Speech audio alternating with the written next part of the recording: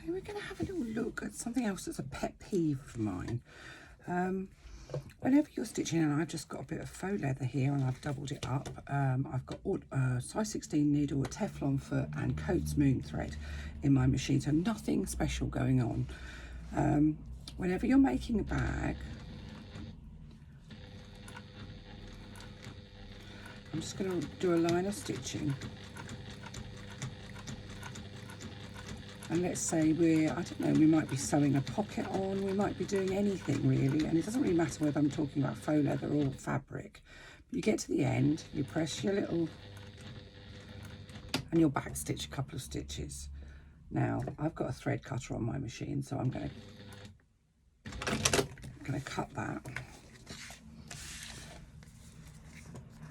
And my stitching looks lovely until I get to the end, and then I've got a thicker bit where I've got those extra few stitches, and that really shows more when I've got when I'm using a darker thread.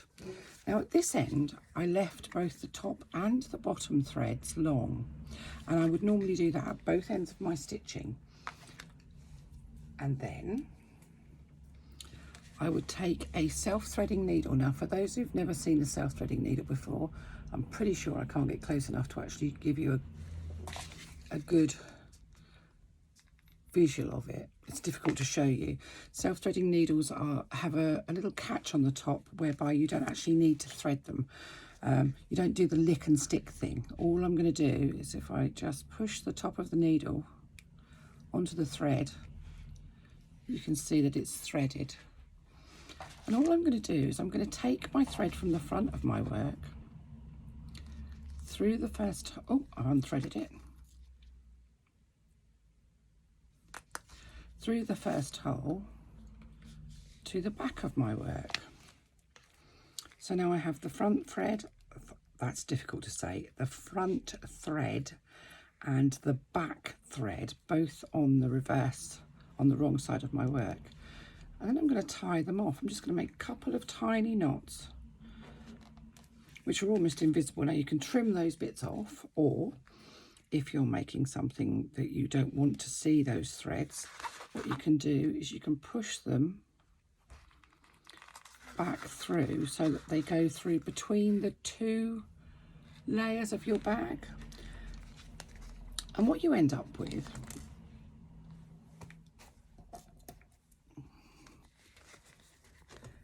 is a perfectly finished line of stitching. There's no double stitching there as there is on that end. Get your foot off the pedal, Christine. If I just fold that up, hopefully you can see the difference. So this is the one that's got no extra stitches, it's just finished, the stitching just finishes. This is the one that's got a couple of back stitches, it's just a little bit thicker. And you can do that at both ends of your stitch line. So all you need to do is draw your thread up from below, so you have a long thread on the top and the bottom at the start of your stitching,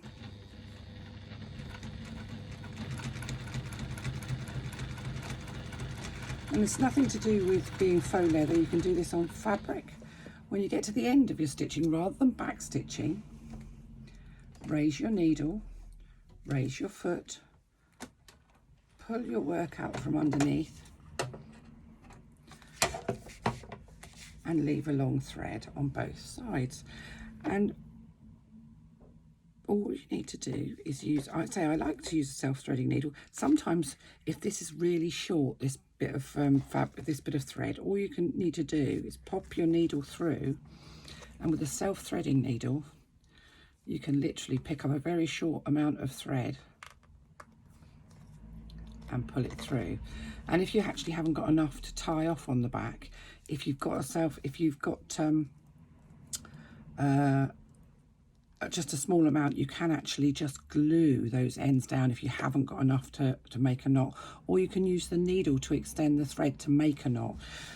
Ideally, you know, there are most circumstances you should be able to leave enough thread. There are occasions where sometimes it just doesn't happen. So again, taking the thread from the front to the back, Now I have 2 threads on the back, which I'm going to tie off. Now, if you're a quilter, you'd have done this before. I just like to do it. I do it on not just faux leather work. On faux leather work, if you do back stitching too much, then you will weaken the faux leather and it starts to perforate. And often the end of your line of stitching is perhaps at the top of a pocket or something like that. And you may well find that you're destabilizing the top of your pocket just by adding back stitches. So let's go through to between the 2 layers. And you can do this regardless of whether you're using fabric or faux leather.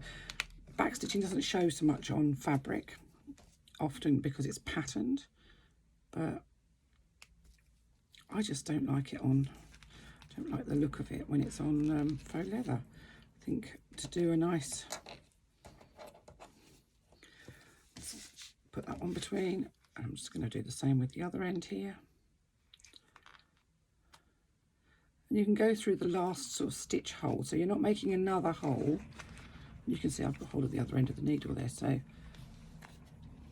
I'm literally, and I've actually put both of those threads through the top end of the self-threading needle. I just need to get hold of that. Pull those through, and again, from the front, I have a perfect line of stitching with no back stitching at either end.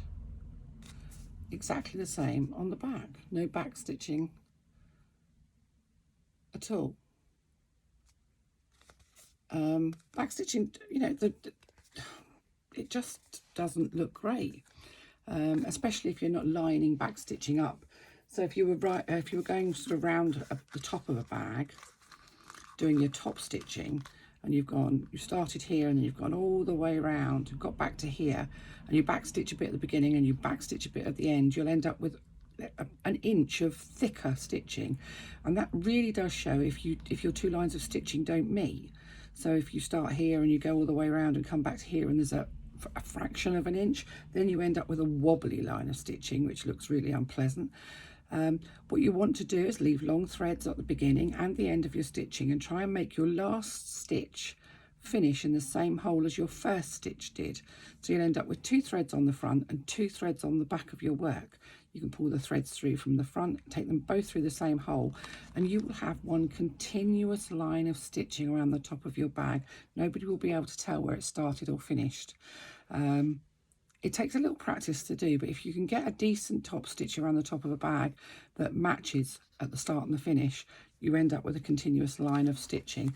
And you can bury your stitches or tie off your stitches, whichever suits. If it's not going to be seen on the outside, so if you were perhaps sewing a pocket into lining rather than back stitching at the top and sides of the sides of your pocket, you could take your threads through to the back and tie them off, and you can just cut them then. You can just trim down to about 1/4 of an inch, because what's on the back of your lining isn't going to show. It's only when you're stitching something like top stitching where the stitching on the back of your work is going to show as much as the stitching on the front of your work. Do you need to then try and bury them within the fabric of the bag itself? So there you go, tying off your ends.